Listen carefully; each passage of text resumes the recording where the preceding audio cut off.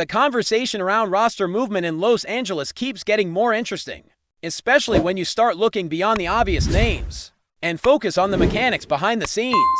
Right now, one of the most intriguing situations involves Phoenix trying to maneuver its payroll, and that opens a potential door that the Lakers cannot ignore. Nick Richards has quietly become a name worth monitoring, not because he is a star, but because his contract and role fit a very specific need for multiple teams involved. Phoenix is clearly motivated to move Richards, and the reason is not complicated. They are hovering right around the tax line and need to shave off a relatively small amount of money. To stay flexible, when a team is that close, it changes the leverage completely. They are not shopping him because they want to, but because they have to. And that urgency matters for the Lakers. This creates a scenario where taking on Richards could help Phoenix solve its problem, while also addressing a position of need in Los Angeles. On paper, a simple swap involving Dalton Knecht makes some sense financially. Dalton's contract sits around $4 million, while Richards is closer to $5 million, and the Lakers technically can absorb that extra amount.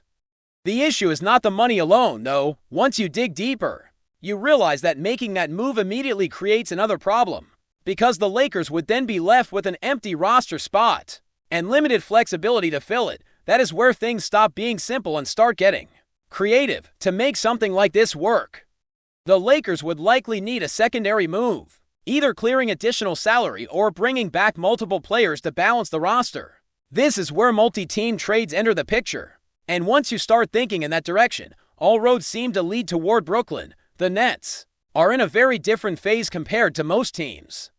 They are not desperate to win now. They are not attached to most of their rotation players, and their priority is accumulating assets and flexibility. Brooklyn's mindset makes them a natural hub for complex deals. They are willing to take on contracts if it means collecting picks or young pieces, and they are open to facilitating rather than headline grabbing. That is why names like Day'Ron Sharpe keep coming up, even though landing him would not be easy. He has played extremely well this season, and Brooklyn has no real pressure to move him unless the return justifies it. That likely means a higher price than the Lakers would want to pay for a single role player. Still, there is a broader philosophy at play here.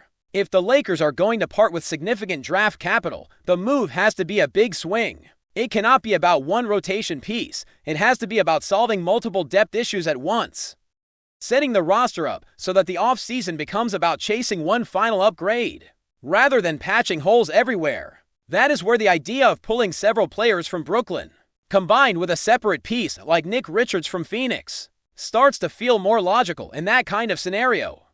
Phoenix gets what it wants by clearing money and moving Richards. The Lakers get a usable center without giving up core players, and Brooklyn absorbs expiring contracts while stacking assets. Dalton Knecht heading to Phoenix could be the clean part of the deal, while the more complicated salary matching and asset exchange flows through Brooklyn. It is messy, but it is also how these larger trades often come together. Once you start expanding the framework, other teams can slide in as well. Sacramento, for example, has its own questions to answer about certain players and long-term direction. Malik Monk and Keon Ellis are both names that could make sense for the Lakers, especially given their contracts and skill sets. Monk provides scoring punch and familiarity, while Ellis brings defensive energy and versatility. Combining those contracts with Richards suddenly pushes the incoming salary into a range where more significant outgoing money is required. That is where expiring contracts become extremely valuable. Players like Gabe Vincent, Maxi Kleber, and Rui Hachimura allow the Lakers to build matching salary without locking Brooklyn or any other team into long-term commitments. From Brooklyn's perspective, taking on those deals is not a burden if it comes with draft compensation or young players attached. From the Lakers side, it is a way to consolidate several smaller contracts into multiple rotation upgrades.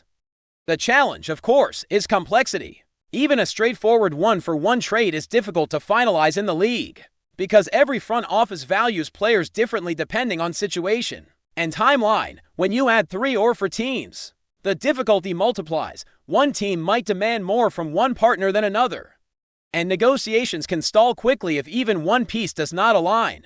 That is why simplicity still has value. The Lakers could choose to handle this in stages rather than one massive transaction. They could complete a clean deal with Phoenix to bring in Nick Richards, then separately work with Brooklyn on a different move. The downside to that approach is leverage. once the Lakers commit to taking on extra salary. Other teams know they are under pressure to balance the roster, and that can raise the price. By looping everything into one coordinated deal, the Lakers regain some control. The argument becomes less about desperation and more about mutual benefit. Phoenix solves its tax issue. Brooklyn collects assets and clears future flexibility. The Lakers reshape their rotation in one decisive move. That balance is what front offices look for when attempting these ambitious trades. The Nets, in particular, are positioned to thrive in this facilitator role. They are actively restructuring, prioritizing long-term optionality over short-term wins. Being the third or fourth team in multiple deals allows them to quietly build a stockpile without committing to a single direction too early. That is why they are so frequently mentioned whenever complex trades are discussed. For the Lakers, the key is focus. Instead of trying to loop in every possible team and player, the goal should be identifying a small group of targets that clearly improve the roster. Nick Richards fits as a functional center option.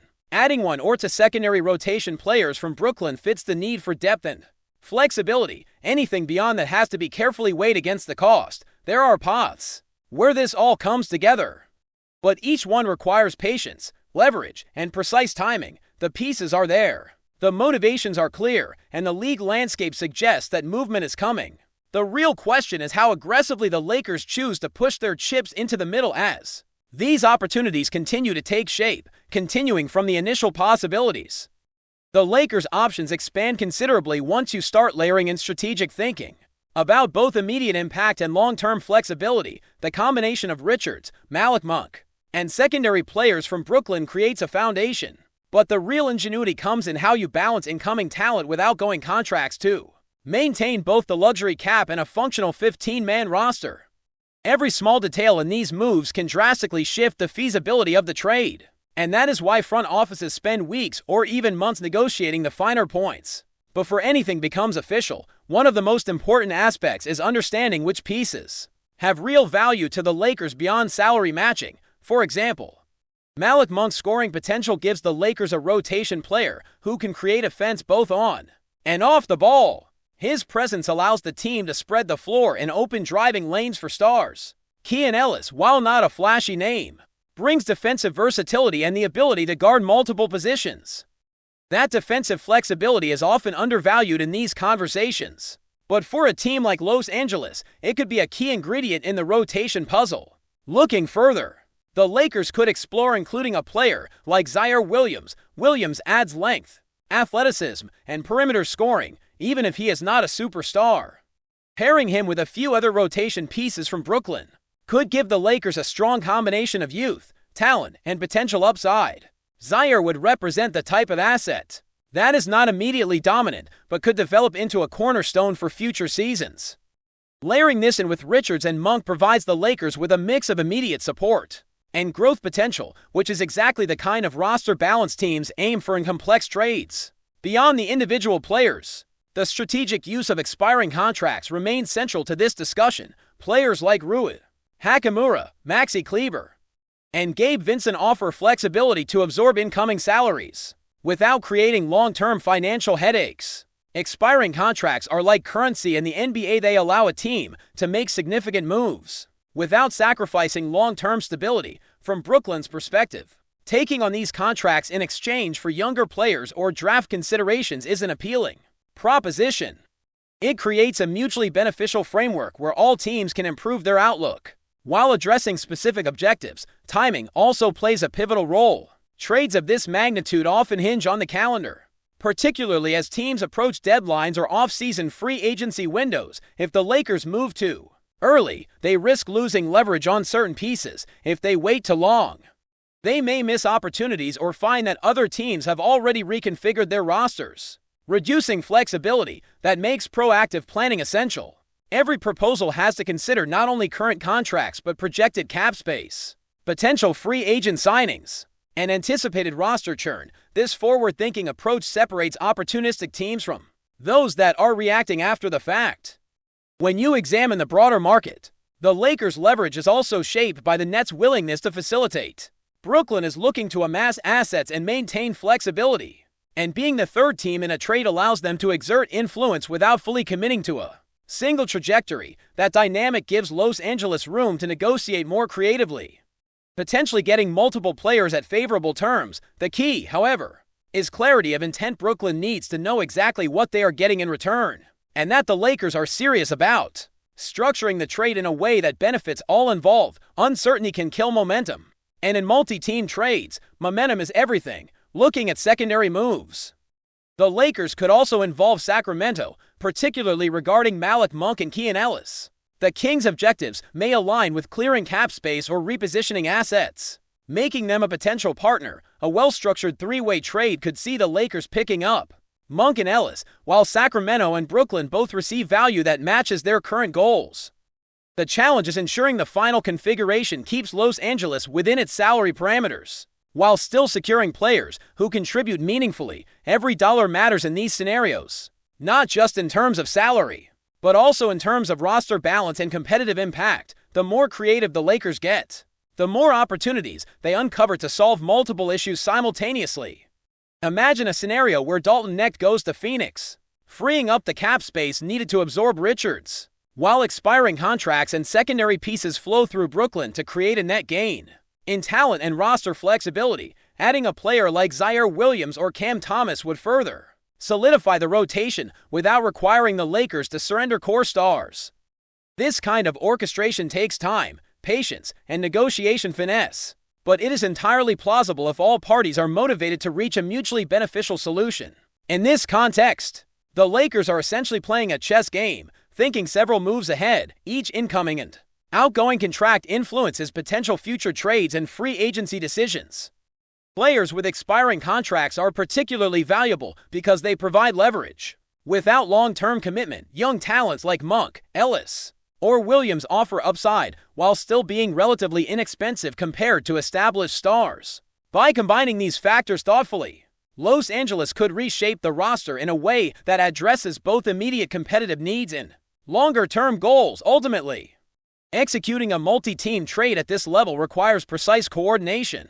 Communication between front offices, clarity of goals, and alignment of timing all become critical. The Lakers must ensure that every step, from the initial proposal to the final trade execution, is carefully calculated to avoid mistakes that could ripple through the roster. The risks are high, but the potential reward is equally significant. A roster that balances depth, talent, and salary flexibility, positioning Los Angeles to compete at a high level immediately while maintaining the ability to adjust in the off-season. Before we continue, we ask that you leave a like and subscribe to the channel so you won't miss any exclusive Lakers updates. Moving on. Whispers are already swirling around the basketball world after reports that Jonas Valanciunas could be on the move to the Los Angeles Lakers. The veteran center, known for his steady presence in the paint and reliable scoring, has been linked to a team desperate for interior reinforcement, sparking speculation that the Lakers are looking to shake up their roster. Sources close to the organization suggest that discussions are in early stages, but the idea of adding Valanciunas to a Lakers squad hungry for dominance in the Western Conference has generated instant buzz among fans and analysts alike. Valanciunas, whose career has been marked by consistency and a knack for rebounding, would bring a new dimension to Los Angeles front court. The Lakers have been grappling with moments of vulnerability in the post, and adding a player of his caliber could potentially address that weakness. Known for his ability to finish around the rim, set effective screens, and provide a steady defensive anchor, Valanciunas fits the profile of the type of big man that can thrive alongside high-profile wings and guards. Rumors suggest that management sees him as both a scoring option in the paint and a force on the glass, which could change the dynamics of their inside game dramatically. Industry insiders are also pointing out that Valanciunas' presence could influence the Lakers' offensive schemes. With his skill set, the team might have more flexibility in spacing and pick-and-roll situations, allowing perimeter stars to operate with greater freedom. Additionally, his playoff experience is said to be an asset in a locker room that has previously leaned heavily on marquee names for leaders. Conversations are reportedly ongoing about salary adjustments and potential trade considerations, but the excitement among the fanbase has been palpable. Social media has been flooded with speculation about what a pairing between Valanciunas and the Lakers core could look like, with analysts debating whether this move would push them closer to championship contention or simply serve as a strategic depth addition while nothing has been confirmed.